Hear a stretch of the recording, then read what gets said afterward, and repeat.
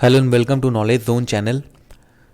आज 3 जनवरी के दिन हम डिस्कस करेंगे पीआईबी के इंपॉर्टेंट न्यूज़ को। अगर आपको मेरा लेक्चर पसंद आता है तो प्लीज़ चैनल को लाइक करें, सब्सक्राइब करें, शेयर करें। अगर आपको इस लेक्चर की पीडीएफ चाहिए तो मैंने इसका लिंक डिस्क्रिप्शन में डाल दिया है, आप वहाँ से पीडीएफ डाउनलोड कर सकते हैं। चलिए डिस्कशन स्टार्ट करते हैं। पहली न्यूज़ है bilateral agreements involving India and important international institution के बारे में। देखिए कॉन्टेक्स्ट पहले क्या है उसको जान लेते हैं। तो रिसेंटली यहाँ पर एशियन डेवलपमेंट बैंक और गवर्नमेंट ऑफ इंडिया ने $231 मिलियन की लोन को साइन किया है ताकि जो इलेक्ट्रिसिटी जनरेशन कैपेसिटी है आसाम स्टेट के अंदर उसको इंक्रीज किया जा सके। तो इसके लिए यहाँ पर 120 megawatt hydro electric power plant का कंस्ट्रक्शन किया जाएगा ताकि जो भी इलेक्ट्रिसिटी है हाउस होल्ड के अंदर उसको इन्हेंस किया जा सके और इसको इन्हेंस करके यहाँ पर जो अवेलेबिलिटी है इलेक्ट्रिसिटी की उसको पूरा किया जा सके। साथ ही साथ यहाँ पर एडीबी और गवर्नमेंट ऑफ इंडिया ने $10 मिलियन प्रोजेक्ट को साइन किया है ताकि यहाँ पर जो फाइनेंस पायलटिंग एक्टिविटी है और डिज़ाइन और कैपेसिटी बिल्डिंग है उसको एक तरह से हेल्प किया जा सके ताकि जो प्रोजेक्ट है उसको कंप्लीट किया जा सके। तो यहाँ पर जो एम है इसका वो है एक्सपैंड करना हॉर्टिकल्चर प्रोडक्शन और फार्म हाउस लैंड इनकम को हिमाचल प्रदेश के अंदर।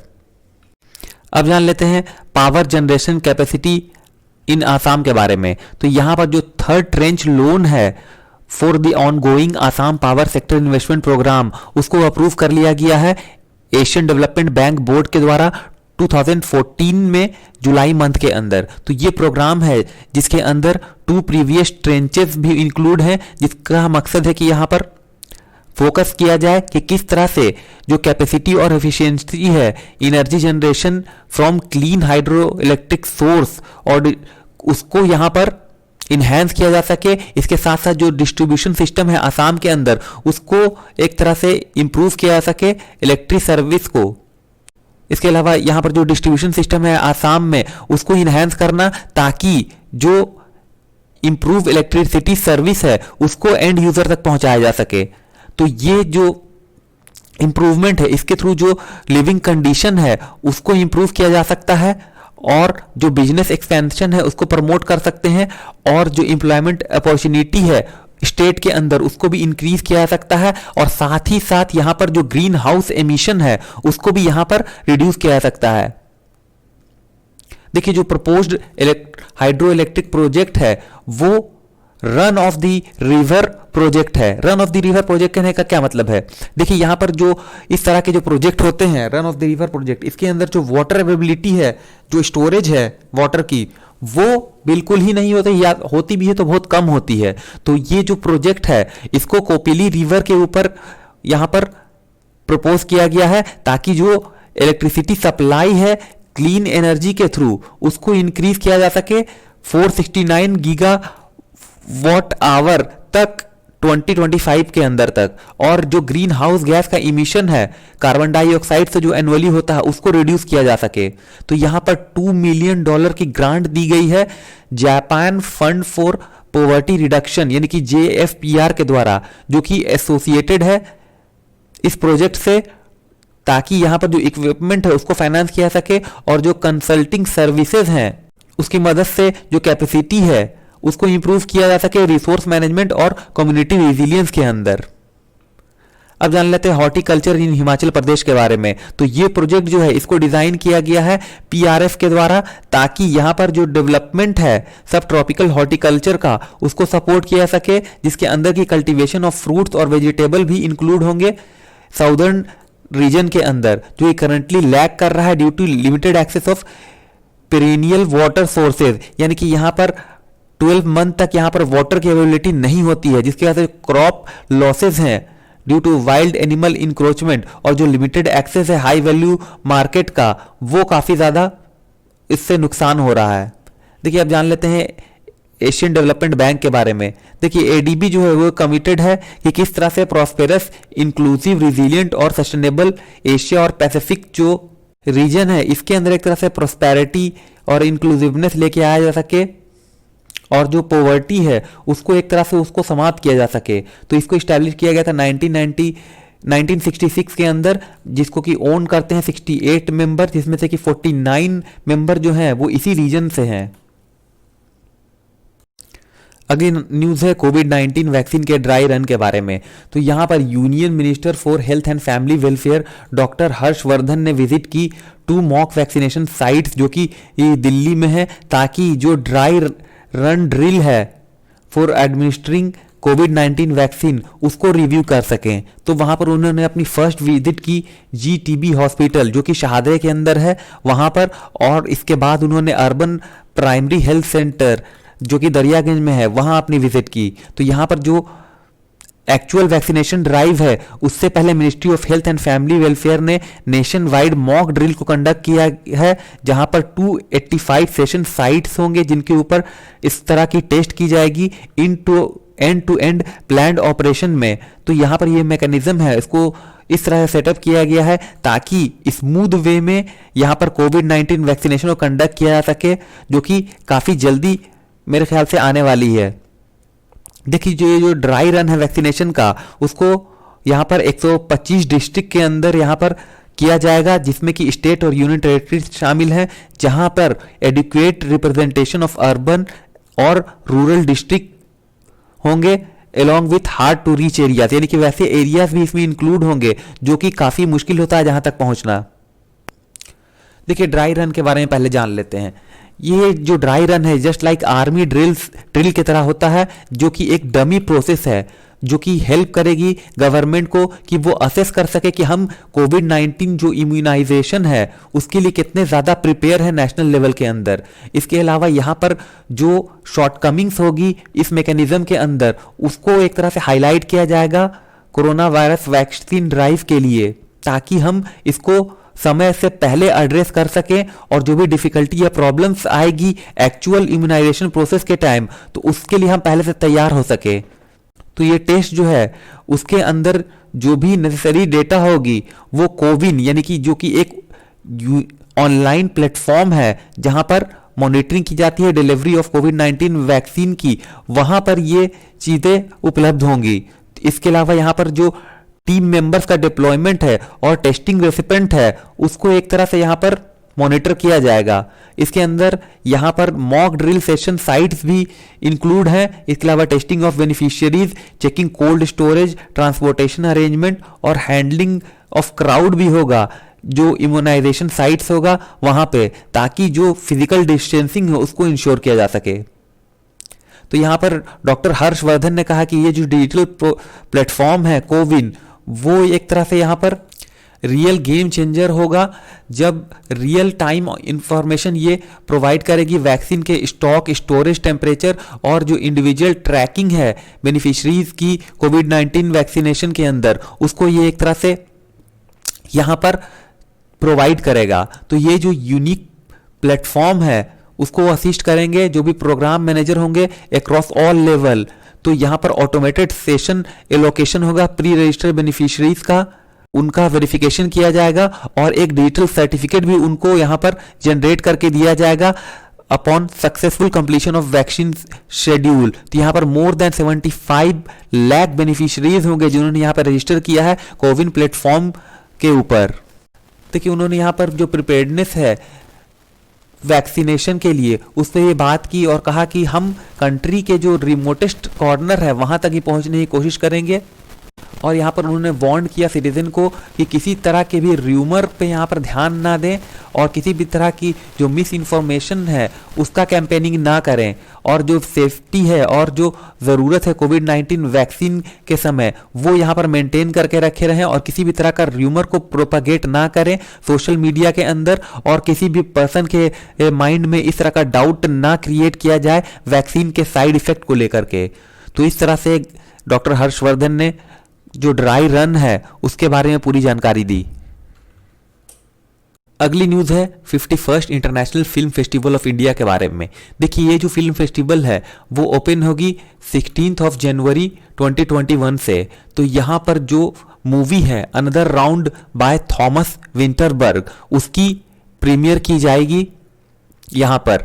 तो ये मूवी जो है वो कांस के best actor award winner Mads Mikkelsen के द्वारा मूवी को यहाँ पर फीचर किया गया है, जिसमें कि जो स्टार स्टर्ड लाइनअप है मूवी की उसको शोकेस किया जाएगा international film festival of India के अंदर। तो ये मूवी जो है वो डेनमार्क की ऑफिशियल एंट्री भी है ऑस्कर अवार्ड्स के अंदर।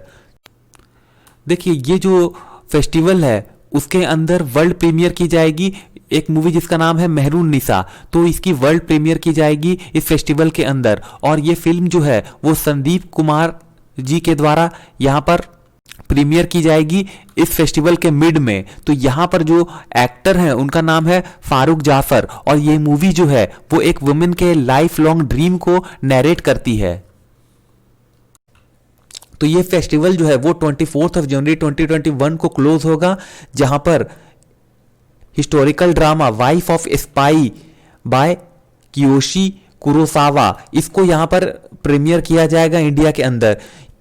ये जो जापानीज फिल्म है उसने silver line for best director at Venice international film festival को भी यहाँ पर अपनी झोली में डाला था, यानी कि इसने ये अवार्ड यहाँ पर जीता था। तो यहाँ पर 51st international film festival of India जो है उसको ऑर्गेनाइज किया गया है 16 to 24 जनवरी 2021 के बीच में गोवा के अंदर। तो ये जो एडिशन है इसको ऑर्गेनाइज किया जाएगा हाइब्रिड मोड में फॉर द फर्स्ट टाइम, और ये कंप्राइज करेगी बोथ ऑनलाइन और इन पर्सन एक्सपीरियंस भी।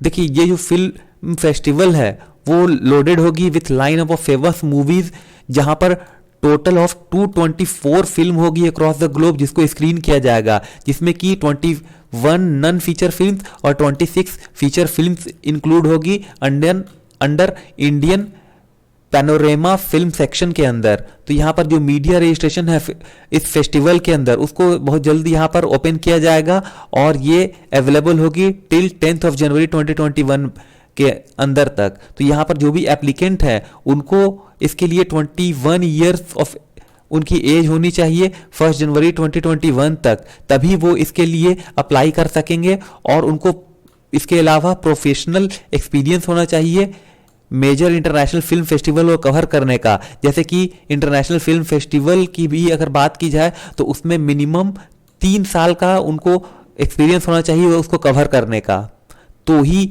इस तरह के मीडिया पर्सन यहां पर रजिस्ट्रेशन करा सकते हैं। अगली न्यूज है draft model standing order for manufacturing sector, mining sector और सर्विस सेक्टर के बारे में।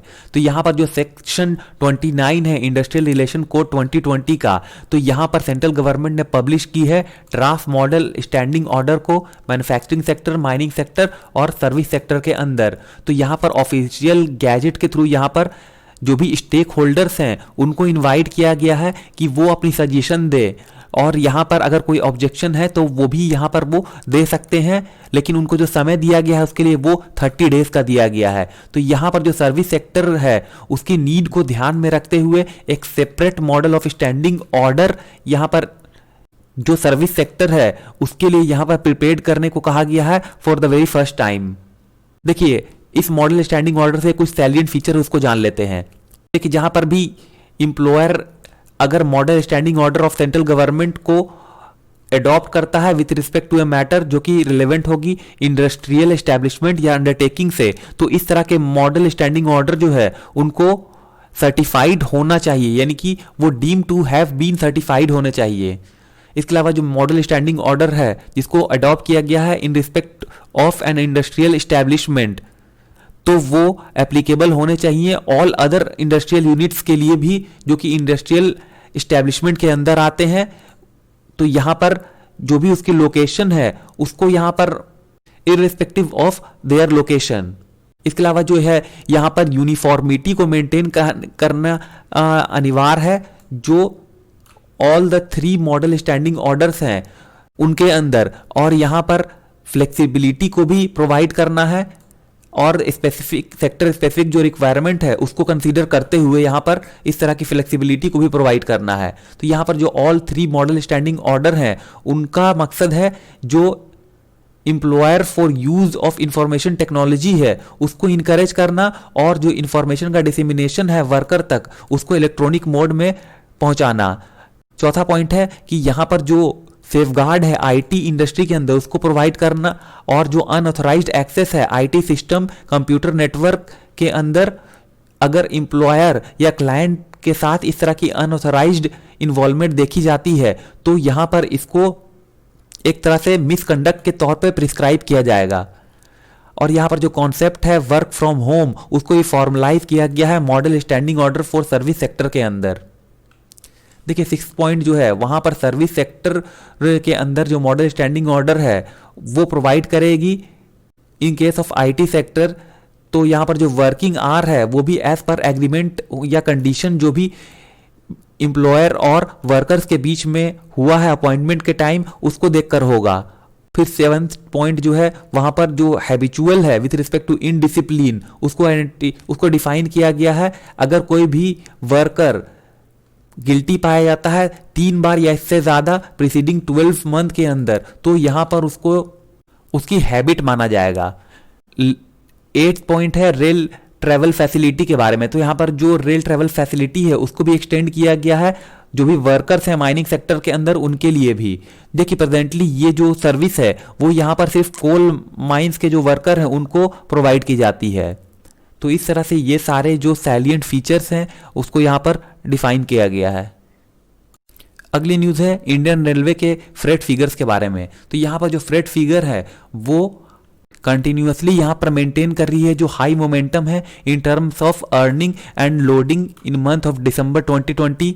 तो ये जो हाई मोमेंटम है इंडियन रेलवे के लिए वो अर्निंग और लोडिंग में देखने को मिला है दिसंबर 2020 के अंदर। तो ये जो मिशन मोड है इंडियन रेलवे फ्रेट लोडिंग का मंथ ऑफ दिसंबर के अंदर वो क्रॉस कर गया लास्ट ईयर की लोडिंग और अर्निंग जो थी सेम पीरियड के अंदर उसको। तो यहां पर जो मंथ ऑफ दिसंबर 2020 है इसमें जो इंडियन रेलवे की लोडिंग है वो 118.13 मिलियन टन्स रही जो कि 8.54% हायर रही लास्ट ईयर की लोडिंग से, जो कि सेम पीरियड में थी 108.84 मिलियन टन्स। तो यहां पर 8.5% की वृद्धि देखने को मिली है। इसके अलावा इस पीरियड में जो इंडियन रेलवे की अर्निंग है वो रही 11,788.11 करोड़ फ्रॉम फ्रेट लोडिंग, जो कि ऑल्सो 757.74 करोड़ रही, यानी कि ज्यादा रही, यानी कि 6.8%। अगर परसेंटेज में बात की जाए तो ये लास्ट ईयर की अर्निंग से जो कि सेम पीरियड में थी वो थी 11,030.37 करोड़। इसके अलावा जो मंथ ऑफ दिसंबर 2020 रहा उसमें इंडियन रेलवे की जो लोडिंग है 118.13 मिलियन टन रही, जिसमें कि 15.67 मिलियन टन जो कोल थी उसकी लोडिंग रही। इसके अलावा 15.31 million ton of iron ore, 6.13 ton of food grains, 5.23 million ton of fertiliser, 4.3 million ton of mineral oil और 7.46 मिलियन टन ऑफ सीमेंट, जिसमें कि क्लिंकर एक्सक्लूड था। तो यहां पर काफी जरूरी इसको मेंशन करना कि जो भी नंबर ऑफ कंसेशन या डिस्काउंट रहे हैं जो कि दिए गए हैं इंडियन रेलवे के द्वारा to make railway freight movement very attractive. तो यहां पर नोट करने की बात यह है कि जो भी इंप्रूवमेंट देखने को मिला है फ्रेट मूवमेंट में उसको इंस्टीट्यूशनलाइज और इनकॉर्पोरेटेड किया गया है upcoming zero based time table के अंदर। तो यहां पर कोविड-19 को यूज किया गया इंडियन रेलवे के द्वारा एज एन अपॉर्चुनिटी, ताकि जो ओवरऑल एफिशिएंसी और परफॉर्मेंस है उसको इंडियन रेलवे के अंदर इंप्रूव किया जाए। तो ये थी आज की सारी news. Thank you very much for discussion.